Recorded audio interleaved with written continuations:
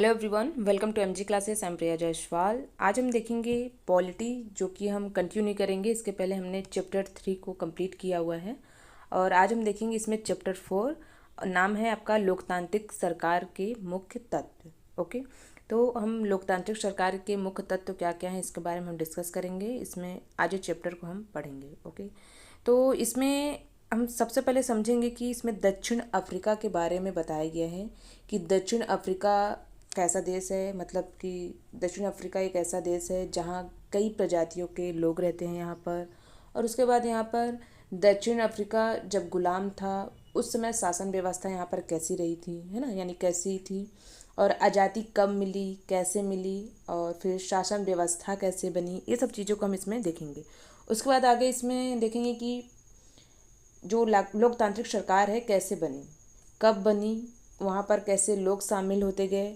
उसके बाद यहाँ पर गोरे, सावले और जो काले रंग के लोग हैं उनके बारे में डिस्कस करेंगे। मतलब उनमें क्या भेदभाव है, क्या पाया गया। क्योंकि आप देखते हो, भले बोला जाता है कि भाई ये चीज़ें नहीं हैं, क्या मतलब रंग भेद नहीं है, या फिर गोरे होने से क्या होता है, काले होने से क्या होता है, ये बात आपको भी पता है। ये सब बोलने की बातें होती हैं, लेकिन ये सब माने रखती हैं कहीं ना कहीं, है ना। एक्चुअल में देखा जाए तो माने नहीं रखा जाता ये सब चीज़ें, लेकिन होती हैं। क्योंकि आप ये चीज़ आज से नहीं है, पहले से चली आ रही हैं कि जो काले लोग थे उनके साथ भी काफ़ी भेदभाव किया गया, जो श्वेत लोग थे, जो गोरे लोग थे, उनके साथ कैसा भेदभाव था। मतलब क्या चीज़ें रही हैं, इसको हम एक एक करके अच्छे से इसमें हम डिस्कस करेंगे। ओके, सबसे पहले हम इसमें रंग भेद कानून के बारे में पढ़ेंगे। रंग भेद मतलब जो कानून है वहाँ पर कहाँ पर कैसे पाया गया, क्या नहीं, ठीक है। तो हम दक्षिण अफ्रीका में देखेंगे कि जब दक्षिण अफ्रीका जब गुलाम था तो रंग भेद कानून वहाँ पर पाया जाता था। ओके, अगर एग्ज़ाम में पूछा जाए तो रंग भेद कानून का, तो दक्षिण अफ्रीका में इसको याद रखना कि दक्षिण अफ्रीका में जब गुलाम था उस समय रंग भेद कानून वहाँ पर पाया जाता था। यानी लोगों की जो चमड़ी होती है, चमड़ी के रंग के आधार पर अलग अलग यहाँ पर कानून थे। जो गोरे थे उनके लिए अलग था, जो मतलब सबके चमड़ी के रंग के अनुसार। जैसे काले के लिए अलग कानून, गोरे के लिए अलग, सांवले के लिए अलग। ओके, यानी तीनों के लिए क्या है, अलग अलग कानून वहाँ पर थे। ओके, उसके बाद वहाँ पर वहाँ के कानून के हिसाब से गोरे, सांवले, काले, अन्य प्रजाति जो लोग थे, लोगों से किसी प्रकार का संबंध नहीं बनाते, यानी इजाज़त नहीं थी। ओके, यहाँ पर किसी प्रकार की इन लोग की क्या थी, इजाज़त नहीं थी। इसमें विभिन्न प्रजातियों के लोग एक दूसरे के आसपास नहीं रहते थे और यहाँ पर ना ही आम सुविधाओं का एक इस्तेमाल करते थे। यानी जैसे एक सुविधा किसी के पास है, दिया गया है, तो वो सुविधा वो सब लोगों के लिए नहीं होता था। यानी जो चमड़े के रंग के अनुसार निर्धारित होता था कि गोरे के लिए क्या सुविधा होगी और सांवले के लिए क्या सुविधा होगी, वो क्या चीज़ इस्तेमाल करेंगे, क्या चीज़ इस्तेमाल नहीं करेंगे। ओके, और इसमें यहाँ तक कि श्वेत अश्वेत लोगों की गाड़ियाँ, अस्पताल भी अलग थे। अभी तो काफ़ी चीज़ें बेटर है, चेंज हो गई हैं, लेकिन उस समय क्या थी, वहाँ पर जो सुविधाएं होती थी वे भी काफ़ी ज़्यादा अलग थे। वहाँ पर जो श्वेत और अश्वेत लोग जो थे उनके लिए जो गाड़ियाँ होती थी वे अलग होते थे। जो गोरे होंगे उनके लिए अलग गाड़ी होंगी, जो सांवले होंगे उनके लिए अलग गाड़ी होंगी, उनके लिए हॉस्पिटल्स अलग अलग होंगे। इतना ज़्यादा इसमें डिफरेंट था, अति से ज़्यादा था। ओके, उसके बाद इसमें बताया गया आपका कि अश्वेत लोगों के साथ हर जगह भेदभाव और इन्हें वोट देने का भी अधिकार नहीं था। ओके, गाड़ी का तो गाड़ी प्लस इनको वोट देने का भी का मतलब इनको वोट देने का भी अधिकार नहीं था। ओके, उसके बाद इसमें देखेंगे कि अफ्रीकी राष्ट्रीय कांग्रेस और जाने माने नेता थे। नाम है इनका नेल्सन मंडेला। नाम आपको याद रखना है, अगर एग्ज़ाम में पूछ लिया गया तो आपको ये याद होना चाहिए। ओके, क्या नाम है इनका, नेल्सन मंडेला। इन्होंने रंग भेद के खिलाफ बहुत लंबे समय तक संघर्ष किया। ओके, क्या नाम है, नेल्सन मंडेला। इन्होंने बहुत लंबे समय तक रंग भेद के खिलाफ क्या किया, बहुत ज़्यादा ही संघर्ष किया। और इसमें आपको बता दूं कि क्या क्या है, तो इसको याद रखना आप, मतलब कौन कौन से कलर हैं, उनके क्या नाम से जाने जाते हैं, तो आपको याद रखना है। जो श्वेत हैं, फर्स्ट जो श्वेत हैं वो हैं यूरोपियन कंट्री के लोग रहते होते थे। जो अश्वेत हैं सेकंड में, वे वहाँ के मूल निवासी। जो सांवले लोग हैं थर्ड में, वहाँ के ये जो थर्ड में आते थे ये लोग भारत के लोग होते थे। ओके, श्वेत यानी यूरोपियन कंट्री के लोग, अश्वेत यानी वहाँ के मूल निवासी, और सावले कौन हुए? भारत के लोग। ओके, यहाँ की जो टेम्परेचर है उसके अकॉर्डिंग देखना, जो भारत में लोग हैं थोड़े सावले होते हैं। ओके, जो श्वेत एकदम गोरे होते हैं वो यूरोपियन कंट्री के लोग उसमें पाए जाते थे। अंत में यहाँ पर हम देखेंगे आपका 1994 में, देखो यहाँ पर देख सकते हो, यहाँ पे 1994 में सफलता मिली, फिर दक्षिणी अफ्रीका एक लोकतांत्रिक देश बना। ठीक है, यानी संघर्ष करते करते यहाँ पर क्या हुआ? सफलता मिली। उसके बाद 1994 में इनको सफलता मिली है। ओके, प्लस दक्षिण अफ्रीका एक लोकतांत्रिक देश बना। अब सभी बराबर हैं फिलहाल, है ना। उसके बाद आगे हम देखेंगे भागीदारी के बारे में। इसमें बताया गया है कि सभी सरकारों को एक निश्चित अवधि के लिए चुनते हैं। जैसे आप देखते ही हो भारत में यह भी अवधि है कि जो 5 वर्ष की है। ओके, हम जब किसी सरकार को चुनते हैं, आप देखते ही होंगे कि जैसे आपके राज्य में है जो आप सरकार चुनते हो, या फिर जो आप भारत की सरकार है जो हम चुनते हैं, है ना, यानी मुख्यमंत्री या प्रधानमंत्री आप चुनते हो, जो उनकी अवधि होती है कितने वर्ष की होती है? तो 5 वर्ष की अवधि होती है। ओके, सरकार को फिर से सत्ता में बने रहना तभी संभव होता है जब लोग बार बार उन्हें चुने। यानी हम एक बार चुने तो वो 5 वर्ष के लिए फिर क्या होते हैं? उनका टाइम होता है, 5 वर्ष के लिए उनका शासनकाल होता है, वो उसमें अपना काम करते हैं। लेकिन उनको अगर लंबे समय तक टिकना है, फिर से चुनाव होगा, तो फिर उनको क्या करना होता है? सत्ते में बने रहने के लिए अच्छे से काम करना होता है कि बार बार लोग उन्हें चुने। ओके, चुनाव के समय लोग अपनी ताकत को महसूस करते हैं, क्योंकि इस तरह नियमित चुनाव से लोगों का सरकार पर नियंत्रण बना रहता है ना। अभी जैसे एक बार सरकार बना दिए, बोलो 20 साल फुर्सत है, ये तो गलत हो जाएगा ना, सब अपनी मनमानी करेंगे। तो इसीलिए क्या होता है इसमें कि शासनकाल आप देखते ही होगे क्या है आपका, 5 साल का है होता है। और उसके बाद इसमें फिर जब इलेक्शन होता है, तो फिर जब चुनाव होता है उस समय लोग क्या करते हैं? अपने ताकत को महसूस करते हैं कि हम वोट देंगे तो सामने वाला कौन जीतेगा कौन नहीं। तो इस तरह नियमित चुनाव से लोगों का क्या होता है? सरकार पर नियंत्रण बना रहता है। आगे देखेंगे हम कि भागीदारी के जो तरीके हैं, अन्य तरीके क्या क्या हो सकते हैं, इनके बारे में हम डिस्कस करेंगे। इसमें बताया गया आपका कि सरकार आम जनता के प्रति जिम्मेदार है। आपको पता ही है जो सरकार बनती है किसके प्रति जिम्मेदार होती है? तो आम जनता के प्रति जिम्मेदार होती है। जब सरकार लोगों की बात को नहीं मानते तो लोग भी सोचते हैं वोट आने दो तब हम बताएंगे, है ना। मतलब चीज़ें ऐसी तो होती है ना कि भाई कि जो अन्य तरीके क्या क्या है वही तो बताई जा रही है ना। इसमें सरकार किसके प्रति जिम्मेदार है? तो आम जनता के प्रति है। तो लोगों को बात को नहीं माने क्या होगा? लोगों से ये भी सोचते हैं लोग कि वोट आने तो तब हम बताएंगे, भाई अभी तो ठीक है जीत गए हो, आगे हम बताएंगे, ऐसी तो होता है। तो लोग जब सरकार के कार्यों में रुचि लेते हैं तब न्यूज़ देखते हैं, आपस में बातें करते हैं उनके बारे में, टीवी देखते हैं, और उसके बाद लोकतंत्र में यह बहुत ज़्यादा मायने रखता है। उसके बाद क्या होता है कि सरकार को भी पता होता है कि जो सामने वाला है, मतलब जिनके प्रति हम जिम्मेदार हैं, वो भी क्या कर रहे हैं? हम पर नज़र रखा हुआ, मतलब हमारे कार्यों में रुचि ले रहे हैं। ओके, एक चीज़ और याद रखना इसमें कि आपका ये जो लोकतंत्र है, ये आपका लोकतंत्र में चौथा स्तंभ कहा गया है मीडिया को। ये क्वेश्चन एग्जाम में पूछा जाता है, इस चीज़ को ध्यान रखना कि मीडिया क्या है। तो मीडिया हमारा चौथा स्तंभ है। ओके, इस चीज़ को याद रखना लोकतंत्र में। आगे देखते हैं इसमें और क्या क्या तरीके हैं, इसको हम देखते हैं। लोग रुचि लेकर बातें करते हैं, अगर जब इंटरेस्ट होंगे तो रुचि लेंगे तो बातें करेंगे ना। उसके बाद आलोचना करते हैं कुछ। उसके बाद सरकार जब कोई रूल्स लागू करे तो लोगों को पसंद नहीं आता, तो क्या होता है कि लोग धरना, फिर हड़ताल, उसके बाद क्या होता है फिर हस्ताक्षर अभियान आदि चलता है ना। यानी सरकार जब कोई रूल्स बनाता है तो अगर हमें पसंद नहीं आता तो हमारे पास भी ऑप्शन होता है कि हम क्या कर सकते हैं कि हम धरना दे सकते हैं, हड़ताल करते हैं। जैसे अभी आप देखते हैं टीचर्स वैकेंसी में काफ़ी ज़्यादा ही हो रहे हैं, बिहार शिक्षक भर्ती में देख लो, अभी छत्तीसगढ़ में करंट में देख लो, तो वो क्या हो रहे हैं, हम हड़ताल कर सकते हैं, धरना दे सकते हैं। उसके बाद क्या होता है हस्ताक्षर अभियान आदि ये सब कार्य चलते हैं। आगे इसमें है कि जनता से जुड़े मुद्दों को सरकार की जिम्मेदारियों पर चर्चा करने में महत्वपूर्ण भूमिका निभाता है क्या? तो अखबार। अखबार क्या है आपका? एक जनता से जुड़े रहने के लिए मुद्दों पर सरकार की जिम्मेदारियों पर क्या होती है, चर्चा करने में महत्वपूर्ण भूमिका निभाता है। आपका अखबार है, पत्रिकाएं हैं, टेलीविज़न है, यानी ये सारी चीज़ें क्या हैं, काफ़ी ज़्यादा अहम भूमिका निभाते हैं।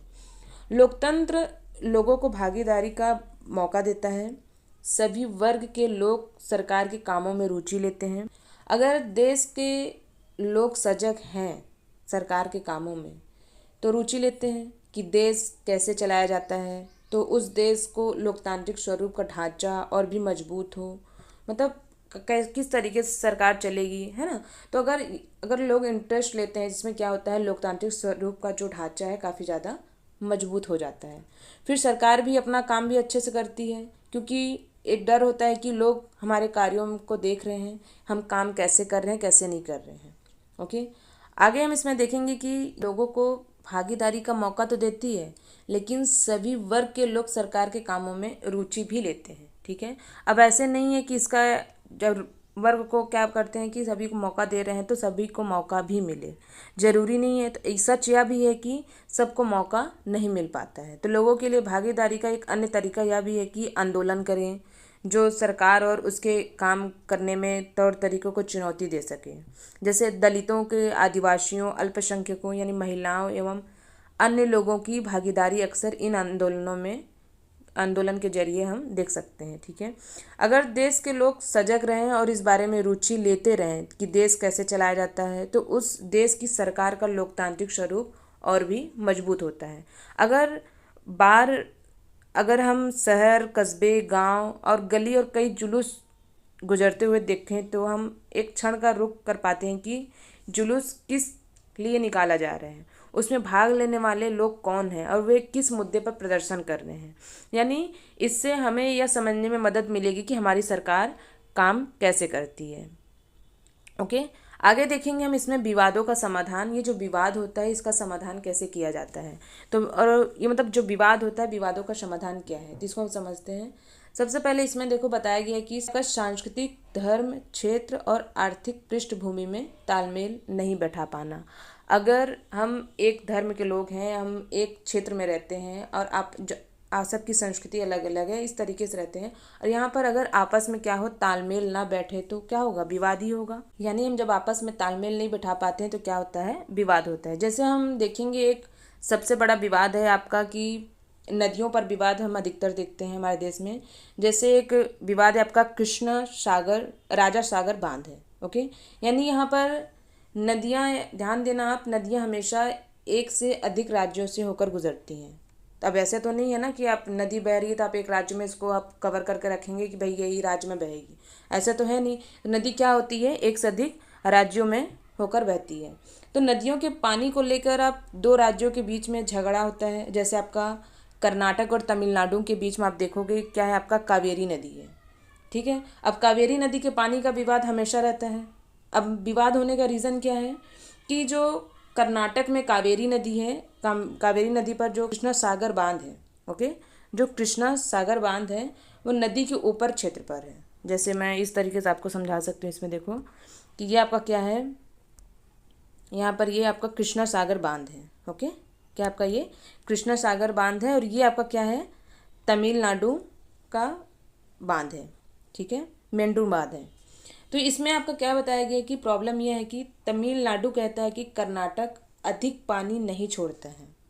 जो कर्नाटक है ये ऊपरी भाग में है, तो क्या कहता है कि यहाँ पर ये अधिक पानी यहाँ पर नहीं छोड़ता है, पानी को रोक लेता है। और ये कहते हैं कि अपनी हम ज़रूरतों को पूरा करेंगे, उसके बाद हम क्या करेंगे, यहाँ पर हम पानी को छोड़ेंगे। यानी या फिर जो हिस्सा निर्धारित है, यानी हर राज्य में क्या होता है, अगर हिस्सा निर्धारित होता है, जैसे कितना है 60% को यूज़ करना और 40% को छोड़ना, ये रूल्स है। तो ओके, तो 60% को मतलब हम यूज़ करते हैं, उसके बाद हम 40% को छोड़ेंगे। तो लेकिन बोला जाता है कि क्या करते हैं, ये 60% से ज़्यादा पानी को यूज़ करते हैं, उसके बाद ये पानी को छोड़ते हैं। और इनका कहना है कि भाई हम अपनी ज़रूरतों को पहले पूरा करेंगे, उसके बाद हम क्या करेंगे, पानी को छोड़ेंगे। तो ये इसी टाइप का ऐसे विवाद चलते रहता है। आप देखोगे ही हर जगह बांध को लेकर चलता है विवाद।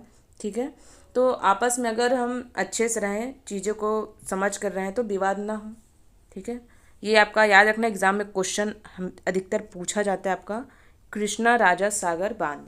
ये क्या है और क्यों विवाद होता है, तो ये अभी जो समझाई इस चीज़ को याद रखना क्योंकि ये एग्ज़ाम में पूछा जाता है। आगे देखेंगे हम इसमें समानता और न्याय के बारे में, समानता और न्याय के बारे में इसमें हम डिस्कस करेंगे। ओके,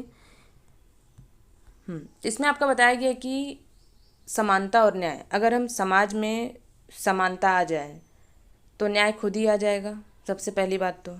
ठीक है, हम अगर एक समाज में रह रहे हैं, वहाँ पर अगर हम समानता आ जाए, यानी किसी चीज़ का भेदभाव ना हो आपस में, तो क्या होगा, न्याय ऑटोमेटिक आ जाएगा। ठीक है, यानी न्याय स्थापित हो जाएगा। जैसे समाज में दो लोग हैं और दोनों एक दूसरे को ऊंचा नीचा या फिर नीच नज़र से न देखें, है ना, तो न्याय क्या होगा, खुद ही स्थापित हो जाएगा।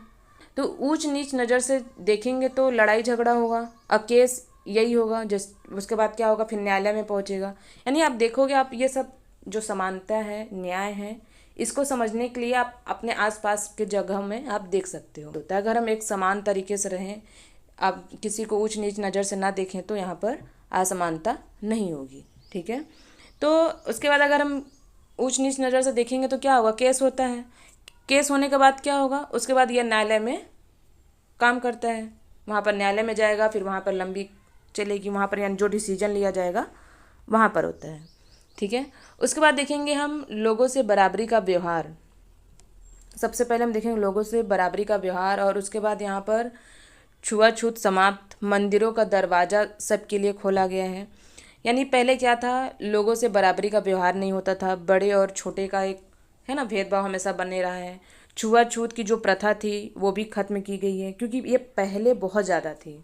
ठीक है, यानी अस्पृश्यता यानी छुआछूत की प्रथा पर अब कानून द्वारा रोक लगा दी गई है। ओके, यानी लंबे समय तक दलित लोगों को शिक्षा, स्वास्थ्य एवं यातायात की जो सुविधाएं थी उनसे भी इनको वंचित रखा गया। पहले हालत यह थी कि यहाँ पर सार्वजनिक जो मंदिर थे उनमें भी उन्हें घुसने नहीं दिया जाता था। उसके बाद यहाँ पर जो डॉक्टर अंबेडकर जी हैं, जिनके बारे में हम पहले भी पढ़ चुके हैं, उन्होंने कहा है कि यहाँ पर देखो, अन्य लोगों ने जोर देकर कहा कि यह प्रथा अमानवीय है। न्याय तभी प्राप्त हो सकता है जब सब लोगों के साथ बराबरी का व्यवहार हो। वही चीज़ें मैं आपको स्टार्टिंग बोली, इसमें क्या बोला है, सबके साथ अगर समानता होगा, सबको बराबर तरीके से देखेंगे तो क्या होगा, ऑटोमेटिक यहाँ पर समानता स्थापित हो जाएगी। यानी ये स्थिति पहले बहुत ज़्यादा बुरी थी, अभी तो काफ़ी ज़्यादा अच्छी हो गई है। फिर भी आप कहीं ना कहीं ये चीज़ें देखेंगे, आपको देखने को मिलेगी ही। उसके बाद देखेंगे इसमें हम समानता और न्याय पर सरकार विशेष रूप से ध्यान रखती है। आप खुद ही आप देखते हो, नए नए कानून आते हैं, इसमें एक एक कानून इसमें चेंज होते रहते हैं। सरकार क्या करती है, इन कदम उठाए हैं। इसमें सरकार ने कुछ विशेष प्रावधान किए हैं जिससे लड़कियों अपने साथ होने वाले अन्याय से छुटकारा पा सकेंगी लड़कियां। जैसे उदाहरण के लिए सरकारी स्कूल, कॉलेज में लड़कियों की फीस खत्म या कम करने का प्रावधान लाया गया है। यानी लड़कियों के लिए काफ़ी ज़्यादा इसमें सरकार कदम उठाए हैं। जैसे आपका सरकारी स्कूल, कॉलेज में लड़कियों की जो फीस थी उसको ख़त्म कर दिया गया और कई जगह कम किया गया। यानी ये सब एक एक करके सरकार के तरफ से कदम उठाया गया है। उसके बाद आप देखोगे समाज में अब भी बराबरी का बराबर नहीं है, सिर्फ बोला जाता है लेकिन चीज़ें नहीं है एक्चुअल में। जैसे लड़के और लड़कियों में भेद है ना, जो गलत है, काफ़ी ज़्यादा अन्यायपूर्ण है कि भाई लड़के हैं तो लड़के हैं, लड़कियां हैं तो लड़के, तो यानी ये भी क्या है, भेदभाव है ना। तो इसको भी क्या करना चाहिए, ख़त्म करना चाहिए। काफ़ी हद तक पहले से बेहतर है, बट चीज़ें अभी भी हैं, खत्म नहीं हुई हैं। इसे दूर करने के लिए सरकार के कुछ विशेष प्रावधान है जिससे लड़कियां आगे बढ़ सकें। जैसे आपका सरकारी स्कूल, कॉलेज में अभी जो मैं बताई आपको, लड़कियों की फ़ीस खत्म करना या कम कर देना, ये सब क्या है, सरकार की तरफ से प्रावधान लाए गए थे। आगे आप ये क्वेश्चन आंसर इसमें आप इसको बनाएंगे, जो डाउट होगा आप इसमें पूछ सकते हैं। हाँ, एक चीज़ याद रखना, जो आपका कृष्णा सागर बांध है ये आपका ज़रूर पूछा जाता है एग्जाम में, काफ़ी ज़्यादा इंपॉर्टेंट है। उसके बाद आपका मीडिया का है, मीडिया क्या है, लोकतंत्र क्या है, चौथा स्तंभ, लोकतंत्र का चौथा स्तंभ है, इस चीज़ को याद रखना। ओके, इसमें आप क्वेश्चन को बनाएंगे, जो डाउट होगा आप उसमें पूछ सकते हैं। Thank you.